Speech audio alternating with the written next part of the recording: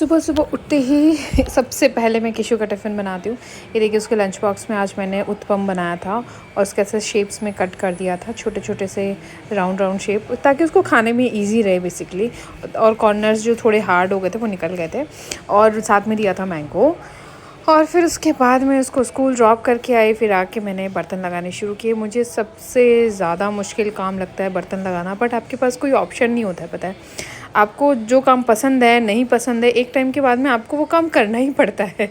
और इस टाइम पे आपको ऐसा लग रहा होता है, यार ये क्या काम है, ये क्यों करना पड़ रहा है, बट करना पड़ता है, क्या कर सकते हैं। अब आप इसको या तो छोड़ के बैठ जाओ या फिर कर लो। अब छोड़ के तो बैठ नहीं सकते, घर है, काम करना ही पड़ेगा, ख़त्म करना ही पड़ेगा, है ना। बर्तन धोने के लिए भैया आते हैं, पर लगाने के लिए थोड़ी आते हैं। वो तो सीधे बोल देते हैं टोकरी खाली करो। अब टोकरी खाली करने के लिए तो मुझे ही करनी पड़ती है। खैर, आप जो ये पीछे इतने सारे चीज़ें रखी हुई हैं इनको इग्नोर करिएगा। हम लोग जल्दी से किचन का भी रिनोवेशन करवाएंगे, तब सारी चीज़ें व्यवस्थित तरीके से रख देंगे।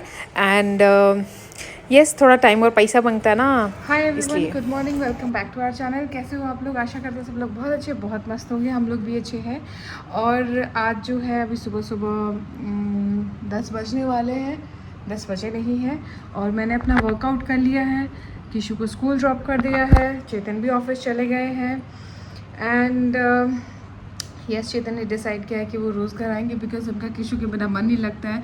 मतलब वो हमेशा से किशु के साथ रहे ना, तो अब उनको बिल्कुल मन नहीं लगता है किशु के बिना। वो हमेशा उससे बात करने की कोशिश करते रहते हैं, पर किशु फ़ोन पे इतनी बातें नहीं करता है। तो और किशु तो इतना पापा का चिपकू हो गया है, मतलब आई कैन टेल यू, वो हमेशा मम्मी मम्मी करता था, अब उसको बस पापा चाहिए। तो मैंने ऐसा सुना था कि आफ्टर 3 बच्चा जो है अपने, अगर लड़का है तो अपने पापा को ज़्यादा एडमायर करने लग जाता है, वो पापा के पीछे पीछे हो जाता है। सोते टाइम उसको सिर्फ मम्मा चाहिए, मम्मी के पास सोता है। मतलब ऑफ कोर्स वो उसको एक टच चाहिए मम्मी का, और बाकी उठते ही तो उसको पापा चाहिए, नहलाने में उसको पापा चाहिए, हर चीज़ में उसको पापा चाहिए। थोड़ी सी ये प्रॉब्लमैटिक चीज़ है, बिकॉज नहाने वगैरह का ये सब का, क्योंकि चेतन भी उस टाइम पे रेडी हो रहे होते हैं, तो उसको चाहिए कि बस पापा मुझे ही पकड़ के रखें। तो हम 1-2 दिन में उसको भी सेटल डाउन कर लेंगे, क्योंकि अब किशु स्कूल जाने लगा। पहले ऐसा था नहीं, तो चेतन भी उसके साथ आराम से अपने काम करते रहते थे, वो पापा के पीछे पीछे रहता था। तो अभी तो थोड़ा सा वैसा हो गया है कि ध्यान रखना पड़ेगा हमें, टाइमिंग थोड़ी हमारी सेट करनी पड़ेगी। बस वर्कआउट किया है, आधा पौन घंटा मैं पक्का वर्कआउट करती हूँ, बिकॉज़ मेरा मन तो करता है, जैसे ही मैं सुबह बैठ के अपनी कॉफ़ी पीती हूँ, ब्लैक कॉफ़ी, तो मुझे ऐसा लगता है नहीं यार आज नहीं करेंगे। बट गाइस, ज़रूर ज़रूर ज़रूर करो, बहुत ज़रूरी है। ठीक है, वर्कआउट मैं घर पे ही कर रही हूँ, जिम नहीं जा रही हूँ, क्योंकि यार घर पे ही, जैसे मैं जिम भी जाऊँगी ना, तो मुझे ऐसा रहेगा कि घर पे बहुत सारा काम पड़ा है, और एक्चुअली में पड़ा रहता है। किशु को मैं 8 बजे स्कूल ड्रॉप करती हूँ, और उसके बाद अगर मैं जिम जाऊँ तो मैं वहाँ से 9:30 तक फ्री हो पाऊँ। फिर 9:30 बजे दूध वाले भैया आ जाते हैं, पापा सो रहे होते हैं, या फिर कुछ भी पापा इतना नहीं कर पाते कि दूध लाएँ छाने, कर भी लेंगे अगर मैं बोल दूँगी तो, बट मैं वो चाहती नहीं हूँ, क्योंकि पापा आपको पता है अभी उनका ऑपरेशन हुआ है, और वो तो इस वजह से थोड़ा सा पापा स्लो रहते हैं, तो मैं नहीं चाहती कि वो परेशान हो। ठीक है, और दूसरी बात ये है कि मुझे भी लगता है कि ठीक है, वो उठे तो उनको एक प्रॉपर चाय पानी वगैरह मिल जाए, तो इसलिए मैंने जिम जॉइन नहीं किया है। और मैं घर पे ही वर्कआउट करी, और अच्छा खासा हो रहा है वर्कआउट, ऐसी बात नहीं है, क्योंकि मेरी बॉडी में जहाँ जहाँ मुझे अगले दिन दर्द होता है ना, मुझे लगता है कि हाँ, पहले दिन मैंने इस मसल्स पे, ये जैसे ये वाली मसल दुख रही, तो मुझे लगता है कि हाँ चलो कल इस पर काम हुआ था। ठीक है, तो मैं स्पेसिफिक वीडियोज़ निकाल के, मैंने ऐसा नहीं कि एक ही वीडियो पर पूरा वर्कआउट करती हूँ, मैंने सब जगह से एक्सरसाइज सेलेक्ट करी है अपने लिए, और मैं उन पर ही वर्कआउट करती हूँ, बिकॉज मेरी बॉडी है, मुझे पता है कि मेरी बॉडी पे कहाँ पे ज़्यादा ज़रूरत है, कौन से मसल पे ज़्यादा काम करने की ज़रूरत है मेरे को, तो मैं उस हिसाब से काम कर रही हूँ। एंड अगर बहुत सारे लोग मुझे मैसेज कर रहे थे कि आप जब स्टार्ट करो तो हमें बताना, हम भी स्टार्ट करेंगे, तो मैंने स्टार्ट कर दिया है गाइस, आप लोग भी स्टार्ट कर दीजिए। और अगर आप लोगों को लग रहा है कि आप लोगों को समझ में नहीं आ रहा है कौन सी एक्सरसाइज करनी है, तो मैं बहुत ही सिंपल से आप लोगों को एक्सरसाइज बताऊंगी, जो कि ऐसा नहीं कि एक दिन में आपका वजन कम कर देंगे या कुछ कम कर देंगे। वजन मेरा भी कम नहीं हुआ है अभी तक, ठीक है, वजन नहीं कम हुआ है, बस मेरी बॉडी फिट हो रही है, और मुझे पता चल रहा है कि हाँ मैं थोड़ा अच्छा फील कर रही हूँ। ठीक है, तो होने वाला टाइम में वज़न भी कम होगा, ऐसी बात बात नहीं है, कार्ब्स मैंने बिल्कुल छोड़ रखे हैं, बहुत कम लेती हूँ। दिन में अगर एक बार खाना खाया तो खाया, शाम को तो मैं बिल्कुल अवॉइड करती हूँ, बिल्कुल रोटी वगैरह कुछ नहीं खाती हूँ, सिर्फ मैं लौकी का कुछ बना लेती हूँ या फिर जो भी कुछ बनाती हूँ बना लेती हूँ मैं, ठीक है। तो आप लोगों को ये सब जानना हो कि कौन सा एक्सरसाइज करती हूँ तो मैं प्रॉपर उसका एक ब्लॉग बना दूँगी, एक्सरसाइज करके दिखा दूँगी, आप उसको रोज़ प्ले करके उसके साथ में एक्सरसाइज कर सकते हो, बिकॉज ये बेस्ट है। अगर आप जैसे कुछ भी एक्सरसाइज करते हो ना, आपके सामने कर रहा हो तो आपको ऐसे फील होता है कि आपका ट्रेनर आपके सामने कर रहा है और आपको वो करनी है, और आप एक बार के लिए ऐसे सोचते हो कि चलो 5 होगी, बहुत है, नहीं दर्द हो रहा है, लेकिन आपके सामने वो चल रहा होता है ना, तो आप वो अगर वो 15 करनी है, 10 करनी है, तो आप करते ही करते हो वो वाला। तो वो सीन है। तो अगर ऐसा है तो आप मुझे बता दीजिएगा कमेंट करके, मैं आप लोगों को एक व्लॉग बना के दे दूँगी, आप लोग उसको डेली अपने टाइम के हिसाब से एडजस्ट करके, जैसे भी आपका टाइम आपको अलाउ करता है वैसे आप लगा सकते हो। और मैं सुबह सुबह कुछ नहीं खाती हूँ, अभी मैंने एक बनाना लिया था और कॉफ़ी ली थी, फिर मैंने अपना वर्कआउट ख़त्म किया है। अभी मैं ब्रेकफास्ट नहीं करूँगी, बिकॉज देखो मेरे पास ना ऑलरेडी इतना फैट है मेरी बॉडी में कि उसको बर्न होने के लिए वो यूज़ कर ले मेरी बॉडी, तो बहुत है।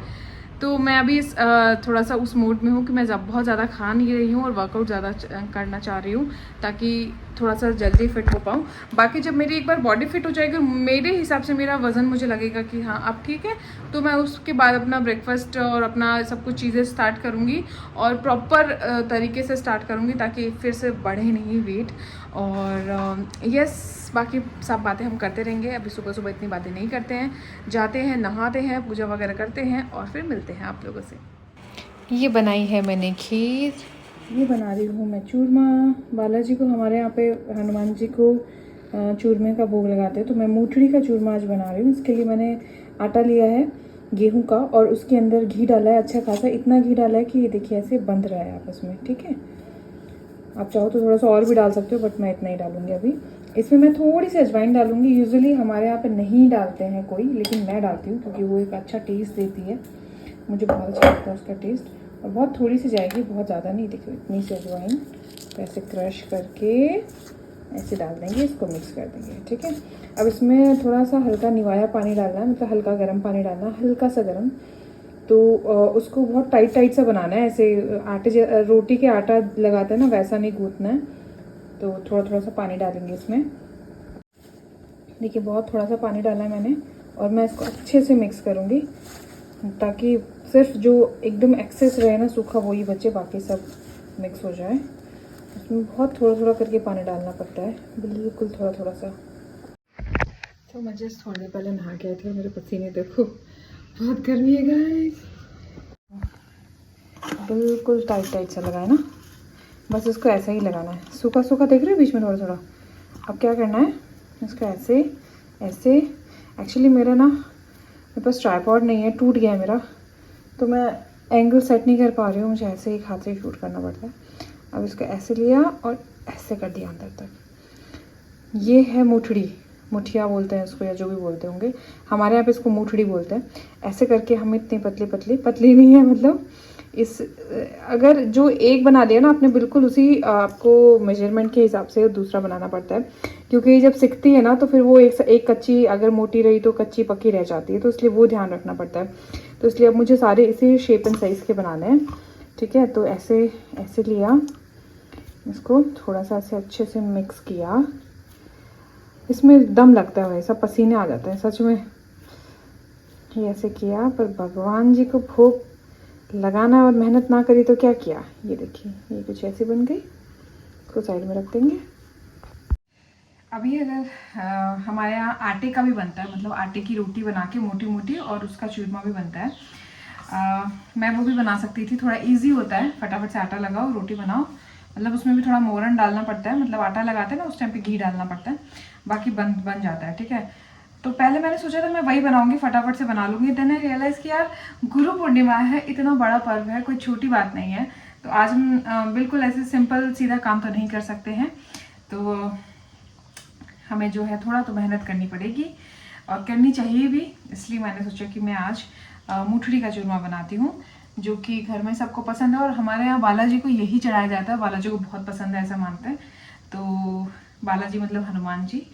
तो यस, आज बनेगा मूठड़ी का चूरमा और खीर, और इसके साइड में बहुत सारे लोग दाल भी बनाते हैं, दाल चूरमा खाते हैं, क्योंकि चूरमा भी मीठा होता है, खीर भी मीठी होती है, तो सिर्फ राजस्थानी ये मीठा मीठा टैकल कर सकते हैं आपस में, और कोई नहीं कर पाता हो।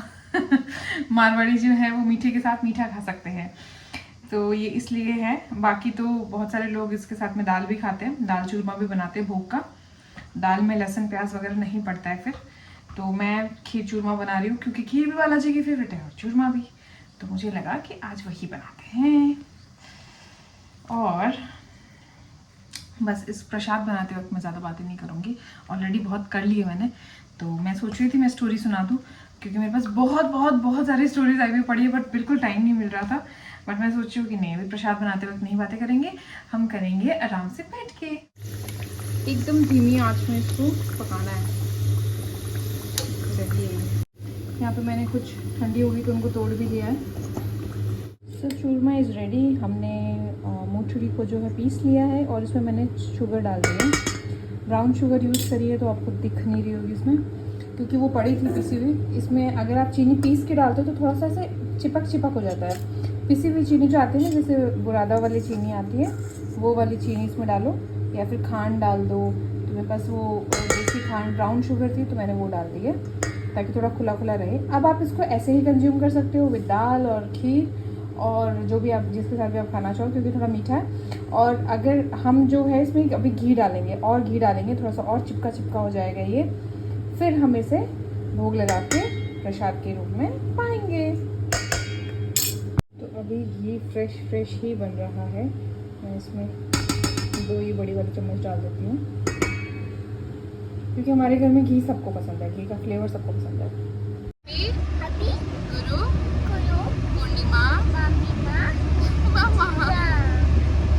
आपकी टीचर ने आपको सिखा के भेजा है क्या आज? तो ये पीछे का एरिया क्लीन हो गया, मतलब कि लगता है कोई घर बनेगा यहाँ पे। ठहर जा ठहर जा ठहर जा ठहर जा ठहर। Watch out. क्या रहा है जितन? ये है हमारे बीकानेर का फेमस चुन्नी लाल तंवर जी का शरबत। तो ये बेला है विद फ्लेवर बेला है विद कोको कोला ना। किशो आप नहीं पी पाओगे? तो ये आज चेतन का पीने का मन था, खीर बोने का मुझे पीना, तो मैंने कहा चल ठीक है आपका मन है तो पी लेते हैं। This is so refreshing, so refreshing. बहुत अच्छा फ्लेवर है इसका। प्रेफर नहीं करती पीना, एक तो मीठा, ऊपर से आजकल मीठा मैं अवॉइड कर रही हूँ थोड़ा सा, बट ये बहुत अच्छा लगता है पीने में। हाय एवरीवन, तो मुझे लगा आज मैं वॉक करते करते आप लोगों को स्टोरी सुना देती हूँ, क्योंकि केशव जी जो है बिल्कुल बैठने तो मुझे देते नहीं हैं। इनको चाहिए कि मम्मा इनके साथ खेले या फिर इनको टीवी दिखाओ, तो ये रहते हैं। आजकल वैसे मैंने इसको 1 घंटा टीवी दिखाना स्टार्ट कर दिया है, साइड। अदरवाइज़ तो मैं इसको बिल्कुल स्क्रीन टाइम 0 था इसका, बिल्कुल नहीं दिखा देती कुछ भी। बट अब मैंने इसको 1 घंटा दिखाना शुरू कर दिया है, क्योंकि मैं खाना वगैरह बनाती हूँ तो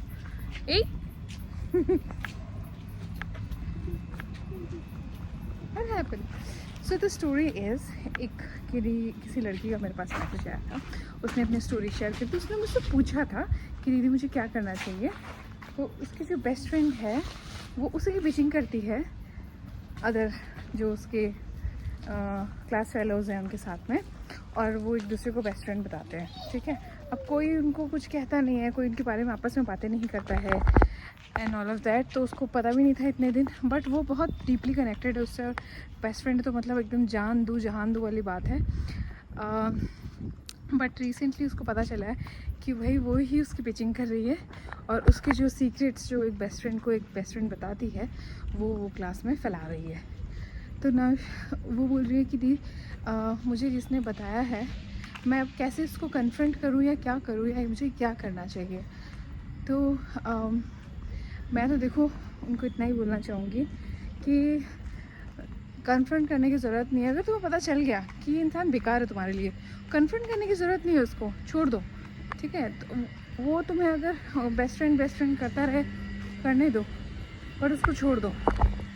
जितना तुम उसके लिए कर रहे थे ना, उसका 10% भी मत करो उसके लिए।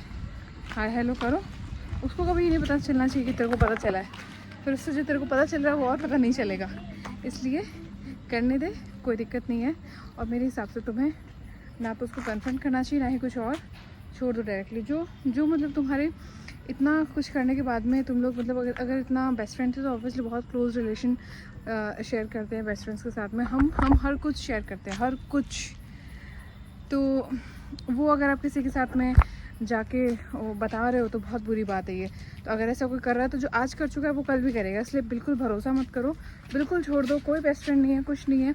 अगर नेक्स्ट तुम्हें ऐसा कभी लगे कि कोई बनने लायक है या फिर कुछ ऐसा बॉन्ड तुम्हारा क्रिएट होता है तो बिल्कुल करो, अदरवाइज़ छोड़ दो। भाव देने की ज़रूरत नहीं है, ज़्यादा टाइम वेस्ट मत करो, सिंपल सी बात है।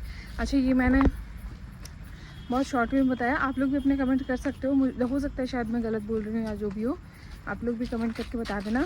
और जिनकी स्टोरीज आती हैं उनको मैं बोलती हूँ, वो आप लोगों के कमेंट्स पढ़ते हैं, थैंक यू बोलते हैं। ओके गाइस, नाम रिवील करने से हमेशा सब लोग मना करते हैं, इसलिए मैं कर नहीं पाती हूँ, फ़ोटो वगैरह कुछ दिखा नहीं पाती हूँ। कभी किसी ने बोला तो दिखा सकती हूँ।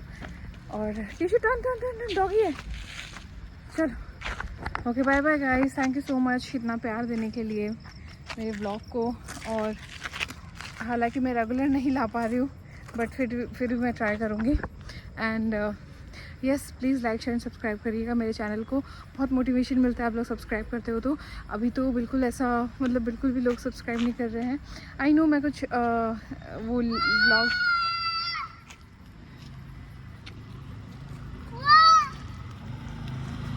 मैं बहुत ज़्यादा ब्लॉग्स ला भी नहीं पा रही हूँ, बट मैं ट्राई करूँगी कि मैं डेली शूट करूँ। बच्चे के साथ में घर में कुत्ता सब कुछ मैनेज करना बहुत मुश्किल हो जाता है, सो इसलिए मैं नहीं कर पाती हूँ। बट मैं ट्राई करूँगी कि मैं आप लोगों के लिए एटलीस्ट ब्लॉग ला सकूँ। और मेरे पास इतनी सारी स्टोरीज आई हुई पड़ी है ना कि अगर मैं डेली का एक ब्लॉग डालूँ ना तो उससे में कंप्लीट हो जाए, बट वो मैं करना नहीं चाहती। मुझे लगता है कि ठीक है, मैं जो डेली लाइफ में कर रही हूँ, कुछ चीज़ें आप लोगों को बना के दिखाती हूँ, कुछ करती हूँ, वो मैं उसके साथ में आपको स्टोरीज़ वगैरह शेयर करूँ। तो इसलिए मैं वेट करती हूँ कि मेरा एक ब्लॉग कंप्लीट हो तो मैं ये करूँ। चलो चलो चलो चलो।